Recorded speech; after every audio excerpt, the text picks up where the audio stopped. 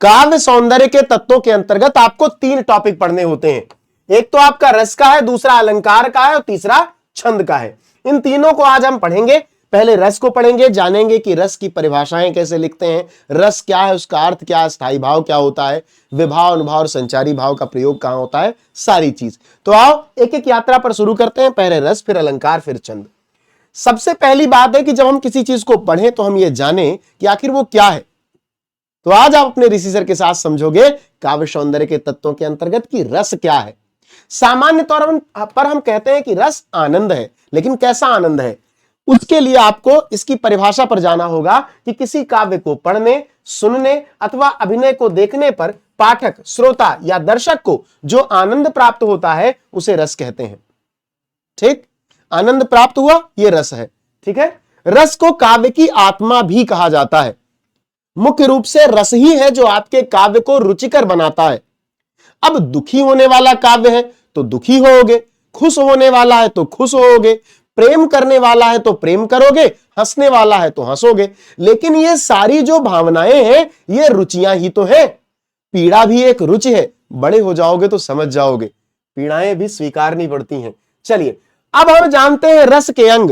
रस के 4 अंग हैं। पहला अंग है स्थायी भाव, दूसरा अंग है विभाव, तीसरा अंग है अनुभाव, चौथा अंग है संचारी भाव। आपको बस इतना समझना है। परिभाषा लिखने के लिए इनके अंगों के व्याख्यान को आपको नहीं समझना है, वो मैं आपको स्पष्ट रूप से बता दूंगा, वो मैं आपको स्पष्ट रूप से समझा दूंगा। लेकिन सबसे पहले यह जानना जरूरी है कि स्थायी भाव आखिर होता क्या है। तो जैसे मान लो आप अपने घर से निकले, अब आपके मन में किसी प्रकार का कोई भावना नहीं है, आप घर से निकले बढ़िया कपड़ा पहन के टीप टॉप होके, अचानक से कोई आपको पसंद करने वाला आपको दिख गया तो आपका मन हरा हरा हो गया। तुरंत मन के अंदर फूल पत्तियां उगने लगी। भावना पहले से नहीं थी, मन में कुछ जागृत हुआ, जो सोया हुआ था देखते ही जाग गया, वही स्थायी भाव है। मन के अंदर तमाम प्रकार के भाव रहते हैं। जैसे तुम ऐसे मार बिल्कुल जा रहे हो, तुमको कोई दिखा, हरा हरा हो गया, तुम टिपुर टिपुर ताक रहे हो, अचानक से मैं पहुंचा, मारा एक रैप्टा खींच के, अचानक से तुम बिल्कुल होश ही खराब हो गया तुम्हारा। अभी तुम्हारे मन में प्यार जाग रहा था, अभी डर और गुस्सा दोनों जाग रहा है। डर क्यों कि अगर बोलूंगा तो दूसरा मार देगा, गुस्सा क्यों कि मारा क्यों।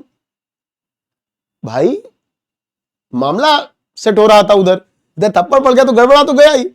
तो मन के, मानव के हृदय में अब ये दोनों भावनाएं तुम्हारे अंदर सुषुप्ता अवस्था में थीं। जैसे अनुकूल परिस्थिति मिली, जाग गई। तो मानव के हृदय में स्थायी रूप से विद्यमान रहने वाले भावों को स्थायी भाव कहते हैं। ये अनुकूल समय पर जागृत होते हैं, ये स्थायी भाव है। बस इतना जानना है आपको। अच्छा, रस कितने होते हैं? तो बेटा रस होते हैं टोटल 11। ये 8 जो रस हैं ये भरत मुनि के अनुसार है, भरत मुनि के अनुसार। अच्छा, एक हुए आचार्य मम्मट। क्या नाम था? आचार्य मम्मट। जरा नाम लिखो एक बार कमेंट सेक्शन में, और इस क्लास को शेयर कर देना अपने सभी साथियों को, लाइक वाइक भी कर लेना भैया, जरूरी होता है। ठीक, आचार्य मम्मट भाई साहब ने कहा कि मैं अपनी कुर्सी पर बैठा अगर चाय पी रहा हूं शांति से तो भी रस है वो। तो उन्होंने कहा शांत रस भी एक रस होता है। तो आचार्य मम्मट ने कह दिया भैया रस है 9। अच्छा, बाद में जो भगवान से भक्त का प्रेम होता है उसको श्रृंगार से अलग कर दिया गया तो बन गया भक्ति रस। अच्छा, बच्चे का मां से जो प्रेम होता है वो वात्सल्य के अंतर्गत आता है, तो एक नया रस बन गया वात्सल्य रस। वात्सल्य रस और भक्ति रस का पूर्णतः प्रयोग और पूर्णतः स्वरूप गठन भक्ति काल के अंतर्गत हुआ, तो रस बन गए 9 और 11, 8 से 9, 9 से 11, और उनके अस्थाई भाव ये हैं। तो चलिए श्रृंगार रस का अस्थाई भाव कमेंट कर दीजिए अगर आता हो तो, नकल नहीं करना है, खैर नकलची तो हो ही तुम, लेकिन कभी कभी खुद से भी कुछ किया करो। श्रृंगार रस और हास्य रस का अस्थाई भाव कमेंट सेक्शन में लिख दो। चलो अब देखो, अब तुम्हारे सामने है रस और पहला रस तुम्हारे सामने है श्रृंगार रस। बहुत सारे बच्चे कहेंगे कि सर श्रृंगार रस की परिभाषा कैसे याद करें? तुम मेरी क्लास में हो, अगर याद करना पड़े तो फिर मेरा पढ़ाना बेकार है। देखो कैसे, मैंने तुमसे पूछा कि श्रृंगार रस का अस्थाई भाव क्या होता है, तुमने कहा सर रति होता है। मैंने तुमसे बताया कि रस के 4 अंग होते हैं, अनुभाव, विभाव, संचारी भाव और अस्थाई भाव। अब देखो परिभाषा क्या लिखी है। रति नामक स्थायी भाव जब विभाव, अनुभाव और संचारी भाव से पूर्ण हो रस की निष्पत्ति करता है तो उस रस को श्रृंगार रस कहते हैं। यहां क्या आया, यहां आया स्थायी भाव, स्थायी भाव आया। यहां क्या आया, यहां आया रस का नाम, बस हो गया तुम्हारा। अच्छा, श्रृंगार रस दो प्रकार का होता है। अभी इसको यहां पर रोक देते हैं, परिभाषा यहां पर रोक देते हैं थोड़ा सा आगे, क्योंकि श्रृंगार रस रसों का राजा है। तो थोड़ा भाई जो राजा वाजा आदमी हो उसको थोड़ा ज्यादा सम्मान देना चाहिए। एटीट्यूड होता है उनके अंदर, उनके एटीट्यूड को अगर नहीं समझोगे आप तो बुरा मान जाते हैं। खैर दिखावा ही है केवल, बाकी तो कुछ है नहीं। तो श्रृंगार रस दो प्रकार का होता है बेटा, संयोग श्रृंगार और वियोग श्रृंगार। अब संयोग श्रृंगार माने जब प्रेमी प्रेमिका आपस में मिले, जिसे तुम्हारी भाषा में पैचअप कहा जाता है। पैचअप नहीं, वो तो ब्रेकअप के बाद होता है। अचानक से मिल जाओ, संयोग बन गया, समयोग, बराबर का योग, ये इधर से आ रहे थे उधर से आते, टकरा गए। और जब ब्रेकअप हो जाए तुम्हारी भाषा में तो उसे कहते हैं वियोग। कि व्हाट्सएप पे ब्लॉक कर दिया, इंस्टाग्राम पे ब्लॉक कर दिया, स्नैपचैट पे ब्लॉक कर दिया, स्ट्रीक तोड़ दी दोस्तों। तो जब स्ट्रीक ही तोड़ दी तो फिर क्या मोहब्बत, तो मोहब्बत नहीं रही तो हो गया वियोग। दुखी हो गए तुम, भो भो रोए, कोई देखा नहीं, आंसू पोंछ लिया अकेले, तो वो हो गया तुम्हारा वियोग श्रृंगार। तो श्रृंगार रस में बच्चों को इसलिए भी ज्यादा रुचि है क्योंकि उनके मन की बात इसमें होती है। प्रेम ब्रेकअप, प्रेम ब्रेकअप, प्रेम ब्रेकअप। तो इससे बाहर निकलो, अभी हाथ से भी बताऊंगा कि जब इन दोनों से बाहर निकल जाते हो तो हंसी आती है। खैर, तो अब आप समझो, रति नामक स्थायी भाव विभाव, अनुभाव और संचारी भाव से पूर्ण होता है तो श्रृंगार रस की निष्पत्ति होती है। श्रृंगार रस रसों का राजा है, दो प्रकार का, संयोग और वियोग। अच्छा, इसकी परिभाषा क्या है। अब संयोग श्रृंगार की परिभाषा की अगर बात करूं तो मैं तुमको कोई भी परिभाषा बता सकता हूं। यहां पर एक लिखी है कि कौन हो तुम वसंत के दूत, विरस पतझड़ में अति सुकुमार, घन तिमिर में चपला की रेख, तपन में शीतल मंद बयार। कामायनी से लिया गया है ये। श्रद्धा से मन पूछते हैं कि हे स्त्री तुम कौन हो, वसंत का दूत प्रतीत होती हो। ऐसा लगता है कि जो यहां नीरस पतझड़ है, पत्तियां सूखी हुई हैं, उसमें तुम कोमल प्रतीत होती हो। और घन तिमिर, घने अंधेरे में, काले अंधेरे में तुम बिजली की रेखा के समान हो, और तपन में शीतल मंद बयार के समान हो। अच्छा, ये तो पास पास दोनों लोग खड़े हैं, पता चल रहा है, तो मिलन है, संयोग हो गया। वियोग कब होगा। कृष्ण जी छोड़कर चले गए कहां, मथुरा, किसको, राधा को। कहां पर, प्रिय प्रवास नामक महाकाव्य में। किसने लिखा, हरिऔध जी ने। तो राधा जी ने बहुत विलाप किया, कहा कि मेरे प्यारे नवजलद से कंज से नेत्र वाले, जाके आए न मधुवन से और न भेजा संदेशा, मैं रो रो के प्रिय विरह में बावली हो रही हूं, जाके मेरी सब दुख कथा श्याम को तू सुना दे। पवन से रो रही हैं, पवन से कह रही हैं कि जाओ मेरी पीड़ा बताओ। क्या ब्रेकअप है भाई, दिल तोड़ गया। और कृष्ण जी ने तो टेलीग्राम पर भी ब्लॉक कर दिया था। टेलीग्राम पर कौन ब्लॉक करता है बताओ। व्हाट्सएप, स्नैपचैट, इंस्टाग्राम तो सुना था, कृष्ण जी ने टेलीग्राम पे भी ब्लॉक कर दिया और सारे मैसेज डिलीट कर दिए। वो आता नहीं है कि डिलीट, सबका डिलीट। राधा जी मैसेज भी नहीं पढ़ पा रही हैं, पुराना मैसेज पढ़ के कैसे रोए। तो दुखी हो गई ज्यादा, इसलिए इन्होंने हवा को भेज दिया कि हे हवा, जाओ उड़ के और मेरी बात कहाओ। तो ये हो गया वियोग। अब वियोग और संयोग आप समझ गए। अच्छा, परिभाषा के स्तर पर हमने आपको बता दिया कि स्थायी भाव और रस का नाम याद रखना है। चलिए अब हास्य रस पर आ जाते हैं। हास्य नामक स्थायी भाव विभाव, अनुभाव और संचारी भाव से पूर्ण हो रस की निष्पत्ति करता है तो उस रस को हास्य रस कहते हैं। फिर से यहां पर देखो क्या बदला, स्थायी भाव बदला और क्या बदला, रस का नाम बदला। बाकी एक ही चीज है, बाकी परिभाषा एक जैसी और पूरा नंबर, समझ रहे हो। अगला करुण रस, शोक नामक स्थायी भाव करुण रस। अगला वीर रस, उत्साह नामक स्थायी भाव वीर रस। अगला शांत रस, निर्वेद नामक स्थायी भाव शांत रस। समझ गए। अब इनका एक एक उदाहरण आपको याद कर लेना। हाथी जैसा देह, गैंडे जैसी चाल, खरबूजे सी खोपड़ी, तरबूजे से गाल। ऐसे अगर आप मान लो पढ़ रहे हो करुण रस तो कहोगे कि हे आर्य रहा क्या भरत अविष्यत अब भी, कैकेयी का अनुताप चल रहा है। साकेत नामक खंडकाव्य महाकाव्य लिखा है किसने, मैथिली शरण गुप्त ने। भरत पहुंचे कहां, राम के पास मनाने। राम ने कहा कि भरत, हे भरत भद्र अब कहो अभीप्सित अपना, सब सजग हो गए भंग हुआ जो सपना। अब भरत पीड़ित है, दुखी है, द्रवित है उनका हृदय, भाई से राज्य छूट गया है, पिता नहीं रहे। तो भरत चीत्कार उठते हैं, कहते हैं कि हे आर्य, रहा क्या भरत अभीप्सित, अभी मिल गया अकंटक राज्य उसे जब तब भी, पाया तुमने तरु तले अरण्य बसेरा, रह गया अभीप्सित शेष तदपि क्या मेरा। व्यथित व्यंग्य, व्यथा का व्यंग्य है, पीड़ा का व्यंग्य है। कहने को तो ये कह रहे हैं कि भैया राज्य मिल गया मुझे, लेकिन इसके अंदर वो गहरी पीड़ा, वो करुणा दबी हुई है। इसका उदाहरण ये हो गया। अगला क्या है, वीर रस। अब यहां पर आप कोई भी लिख सकते हो कि बुंदे लहर बोलो के मुख हमने सुनी कहानी थी, खूब लड़ी मर्दानी वह तो झांसी वाली रानी थी। अगर बहुत साहित्यिक आदमी कोई है तो लिख दो, साज चतुरंग सैन अंग में उमंग धारी, सरजा शिवाजी जंग जीतन चलत हैं, भूषण भनत नाद बिहद नगारन के, नदी नद मद गैवरन के रलत हैं। ये हो गया आपका। अगला शांत रस, इसके भी कह दो शांत रस मतलब शांति वाली बात, उसमें कुछ भी उतार चढ़ाव नहीं होगा। माटी कहे कुमार से तू क्या रोंदे मोए, एक दिन ऐसा आएगा मैं रोंदूंगी तोए। इसी प्रकार आप आ जाते हैं छंद पर। अब आ जाइए आप छंद पर। छंद हमें सबसे पहले चौपाई पढ़ना है। यह एक सममात्रिक छंद है, इसमें समान मात्राएं होती हैं। ठीक है, 4 चरण होते हैं और हर एक चरण में समान मात्राएं होती हैं। इसके हर एक चरण में 16 मात्राएं होती हैं। तुक पहले चरण का दूसरे और तीसरे चरण का चौथे से मिलता है। यति हर एक चरण के अंत में होती है। तुक माने तुकांत, जैसे समझावा, नावा, तो पहले चरण का दूसरे से, पहले का दूसरे से, तीसरे का मनाई, चौथे से रघुराई, अंत में जो लाइन आती है उसे राइम जिसे कहते हैं तुक। ठीक है, यति क्या है, यति माने विराम। आप हर एक चरण पढ़ने के बाद रुकते हो। यही विधि राम सब ही समझावा, गुरु पद पदुम हर सिनावा। तो यहां पर रुके। अच्छा, इसमें मात्रा लगाने का खेल है, वो भी समझ लो। मैंने आपको बताया था कि छोटा छोटी छोटाऊ की 1 मात्रा होती है, बड़ा आ बड़ी ई बड़ाऊ की 2 मात्रा होती है। यही विधि राम सब ही समझावा, गुरु पद पदुम हर्षि सिरुनावा, ऐसे मात्रा लगाओगे। ठीक, ये चौपाई हो गई आपका। स्क्रीनशॉट ले लो जिससे समझ में आ जाए।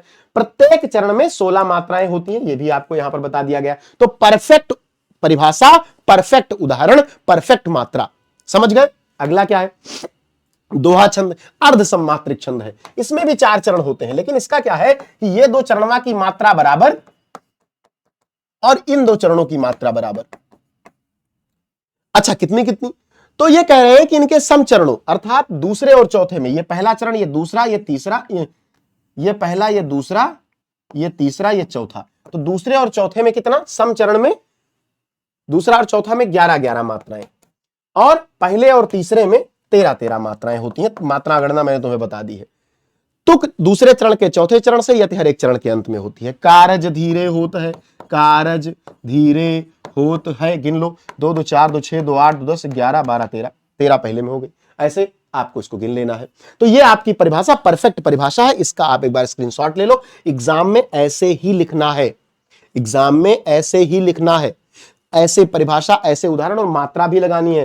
काहे काहे होत अधीर, 1 2 3 4 5 6 7 8 9 10 11 होगी। और सेशन को शेयर कर देना अपने सभी साथियों के साथ। सब लोग पढ़ें, सब पढ़ें, सब बढ़ें, सब पढ़ें, सब बढ़ें। ठीक है दोस्तों, अगला आ जाए सोरठा छंद। तो भैया ये दोहे का उल्टा, दोहे को पलट दिया, पलटी मार दिया दोहे ने। यह भी अर्ध सम्मात्रिक छंद है, दोहे का ठीक उल्टा होता है। 4 चरण होते हैं। अब देखो, पहला, दूसरा, तीसरा, चौथा। पहले, दूसरे और चौथे में 11-11 मात्रा थी, अब 13-13 हो जाएगी। पहले और तीसरे में 13-13 थी, अब 11-11 हो जाएगी। देख लो, जिहि सुमिरत सिद्धि होई, 1 2 3 4 5 6 7 8 9 10 11, गणनायक करिवर बदन, 1 2 3 4 5 6 7 8 9 10 11 12 13। ठीक, इधर 11 उधर 13 हो गया। अब एक और आता है आप में कुंडलिया। कुंडलिया पढ़ने की सलाह मैं नहीं दूंगा। क्यों नहीं देता हूं मैं, क्योंकि ये बड़ा छंद है, डिस्टर्बिंग छंद है, थोड़ा बड़ा है, तो आप लोग मात्राओं का गणना जिनको पढ़ना है उनके लिए यहां है कुंडलिया विषम मात्रिक छंद। इसमें 6 चरण होते हैं। शुरू के 2 चरण दोहा और बाद के 4 चरण रोला होते हैं। इस तरह हर चरण के अंत में 24 मात्राएं होती हैं। इसको समझने के लिए आपको रोला एक्स्ट्रा पढ़ना पड़ेगा। लेकिन एक अच्छी बात है, पेपर में आपसे पूछता है दोहा अथवा कुंडलिया का लक्षण और उदाहरण लिखिए, परिभाषा और उदाहरण लिखिए। अब देखिए, दोहा में की जगह पर सोरठा भी आ सकता है, चौपाई भी आ सकती है, लेकिन इधर कुंडलिया रहेगा। अगर कुंडलिया नहीं भी याद करते हो या 3 याद कर लेते हो तो 1 तो लिख ही लोगे, तो बात खत्म हो गई। आगे बढ़ते हैं, हमारा अलंकार आ गया।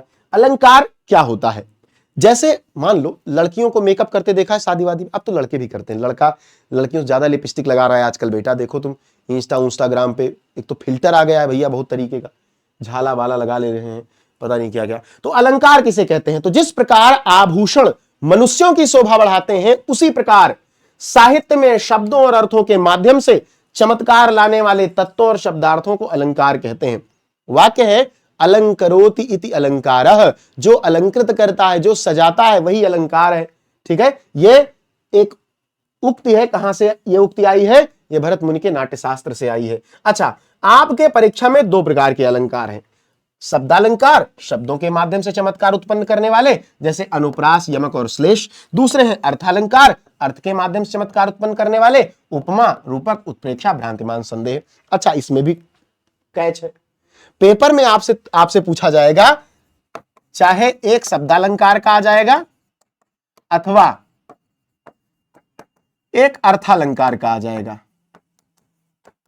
दोनों में से किसी एक का लिखना है। तो आपके लिए बढ़िया है कि आप शब्दालंकार के तीनों सरल वाले याद कर लो, और अथवा में जो अर्थालंकार आएगा हमेशा वैसा ही आता है पिछले 5-6 साल से, तो आप इसके चक्कर में मत रहना कि नहीं मेरे साथ धोखा हो जाए। मैं आपको दूंगा सारे, मैं आपको बताऊंगा सारे, लेकिन आप ऐसा कर लो। जैसे शब्दालंकार मैंने शब्दों से, पहला है अनुप्रास। क्या होता है अनुप्रास? जहां पर किसी व्यंजन वर्ण की आवृत्ति बार बार हो, जहां पर किसी व्यंजन वर्ण की आवृत्ति बार बार हो। अब व्यंजन वर्ण की आवृत्ति कैसे होगी? जैसे तरन, तनुजा, तट, तमाल, तरुअर, बहुछाये, त त त त त, कोमल, कलाप, कोकिल, कमनीय, कुकती थी, क क क क, रघुपति, राघव, राजा राम, र र र, इसकी आवृत्ति हो रही है। नेक्स्ट की बात कर लेते हैं, यमक अलंकार। जब एक ही शब्द दो या दो से अधिक बार आए, हर बार अर्थ अलग अलग हो। आपने बहुत बार ये सुना होगा, कनक कनकते सौगुनी, मादकता अधिकाय, या खाए बहुराय, जग वापाए बहुराय। तो अब यहां कनक शब्द का 2 बार प्रयोग हुआ है। प्रथम कनक का अर्थ है धतूरा, द्वितीय कनक का अर्थ है सोना, स्वर्ण। एक और उदाहरण है काली घटा का घमंड घटा। यहां भी घटा का अर्थ, पहला अर्थ है बादल और दूसरे का अर्थ है कम होना, बादल का घमंड कम हो गया। समझ गए?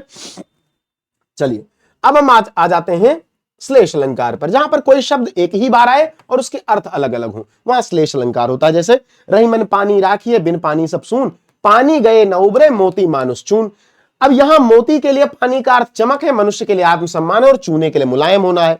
उसी प्रकार एक और उदाहरण है, चरण धरत चिंता करत चितवत चारी ओर, सुवर्ण को खोजत फिरत कवि व्यभिचारी चोर। यहां सुवर्ण का अर्थ कवि के लिए सुंदर रचना, व्यभिचारी के लिए सुंदर स्त्री, और चोर के लिए स्वर्ण है। समझ गए? ये आपका व्यवस्थित रूप से अलंकार है। ठीक है, अर्थालंकार के अंतर्गत भी मैं आपको उपमा बता देता हूं। जब किन्हीं दो वस्तुओं के गुण, आकृति, स्वभाव आदि में समानता दिखाई जाए या दो भिन्न वस्तुओं की तुलना की जाए तो वहां उपमा अलंकार होता है। जैसे हरिपद कोमल कमल से। ध्यान रखना, जब आप अर्थालंकार लिख रहे हो, जब आप अर्थालंकार लिख रहे हो, तब आप स्पष्टीकरण जरूर लिखें कि यहां पर बताएं कि से वाचक शब्द है और तुलना किसके किसके बीच हो रही है। उसी प्रकार रूपक अलंकार, जब गुण की अत्यंत समानता के कारण उपमेय को ही उपमान बता दिया जाए, अर्थात जहां पर उपमेय और उपमान में कोई अंतर ना दिखाई दे, वहां रूपक अलंकार होता है। जैसे पायो जी मैंने राम रतन धन पायो। अब आपको क्या करना है, जब तक आप स्पष्टीकरण नहीं लिखोगे तब तक आपका अलंकार प्रूफ ही नहीं हो पाएगा। समझ रहे हो? तो अलंकार को प्रूफ करने के लिए अर्थालंकार में स्पष्टीकरण आवश्यक है। ऐसे ही अगला क्या है, उत्प्रेक्षा अलंकार। जहां उपमेय में उपमान का भेद रहित आरोप, जहां उपमेय में उपमान की संभावना या कल्पना की जाती है, वहां उत्प्रेक्षा अलंकार होता है। कल्पना या संभावना के लिए मनु, जनु, जनहु, जानो, मानो, मानो, निश्चय, इव, ज्यों आदि शब्द प्रयोग किए जाते हैं। जैसे सोहत ओढ़े पीतपट, श्याम सलोने गात, मनहु नील मणिशैल पर। अब मनहु आ गया तो आप समझ गए, लेकिन स्पष्टीकरण मस्ट है, जरूरी है, लिखना है, बिना लिखे नंबर नहीं मिलेगा। भ्रांतिमान, जब उपमेय में उपमान के होने का भ्रम हो जाए, अर्थात जहां पर एक वस्तु को देखने पर दूसरी वस्तु का भ्रम हो जाता है, वहां भ्रांतिमान अलंकार होता है। अब इन्होंने सुंदरकांड की एक लाइन है कि कपि करि हृदय विचार, दीन मुद्रिका डारि, तब जन जान अशोक अंगार, दीन सिय हरस उठ कर गए हो। सीता जी ने को लगा कि अशोक वृक्ष ने अंगारा दिया है। अच्छा, संदेह अलंकार, जब उपमेय और उपमान में समता देखकर यह निश्चय नहीं हो पाता कि उपमान वास्तव में उपमेय है या नहीं, अर्थात जहां पर किसी व्यक्ति या वस्तु को देखकर संशय बना रहे, वहां संदेह अलंकार होता है। उदाहरण के लिए, सारी बीच नारी है कि नारी बीच सारी है, सारी ही की नारी है कि नारी ही की सारी है। बहुत पुराना उदाहरण है, कक्षा 6, 7, 8 से पढ़ते आ रहे हो। तो स्पष्टीकरण मुझे देना था। देखो मुझे पता है तुम इंटेलिजेंट हो, लेकिन मुझे यह भी पता है कि तुम भूल भी जाते हो चीजों को। तो याद करने का, रिकॉल करवाने का यह तरीका है कि बार बार तुमको ऐसी क्लासेस दी जाएं जिससे तुम्हारे जीवन में वो चीजें जो तुम्हारे एग्जाम के लिए जरूरी है रिकॉल होती रहे। सबके साथ शेयर कर दो, कमेंट सेक्शन में बताओ कि और किस टॉपिक में तुमको परेशानी आ रही है, क्योंकि मेरा ये विचार है कि 18 फरवरी को जो आपका पेपर होने वाला है उस पेपर से पहले सारे टॉपिक तुम्हारे लिए यहां पर तह बतह खोल दिए जाएं, सारी परतें उधेड़ दी जाएं कि तुमको इस बार कम से कम हिंदी विषय में भी 100 में 100 मिल जाए। जब मिलने लगा है तो तुमको क्यों ना मिले। तो सभी को शेयर कर दो और मिलते हैं नेक्स्ट क्लास में। धन्यवाद।